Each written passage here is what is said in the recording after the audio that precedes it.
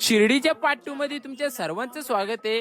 तर मागच्या पार्ट मध्ये होतो आपण कुठं होतो आपण ब्लॉगरलाच ना माहित आपण पार्ट 1 मध्ये कुठं होतो. वा हा संध्याकाळच्या बारा आपण आलेलो मॅकडॉनल्ड्सला.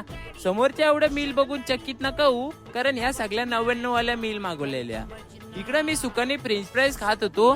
समोर फक्त जीटी आणि आरसीबी ची मॅच चालू आहे. पक्का मन घातलेलं ते आरसीबी वाला हरलं पाहिजे. जोपर्यंत ब्लॉग अपलोड होईल ना तोपर्यंत आरसीबी वाला जिंकून तो विराट कोहली घरी जाऊन झोपला असेल. त्यात 99 मध्ये एक बर्गर पण होता. एका घासात संपवत होतो पण टामाटा मध्ये आला ना. तिकडून आलो बाहेर शिर्डीचं लाडू घ्यायला. लाडू घेतलं 20-25 पाकिट. कोणाला जर शिर्डीचे लाडू आवडत असतील तर कमेंट करा, घरी पाठवून देतो.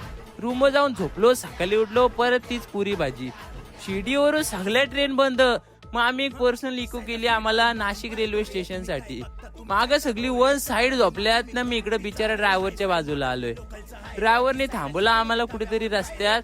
आम्हाला घेतले 5 ज्यूस. इकडे माझ्या ज्यूसाचा फेस पण संपला आणि याही ग्लासच्या ग्लास उरकून टाकलं. त्या इकोवाल्याने आम्हाला सोडला नाशिक रेल्वे स्टेशनला.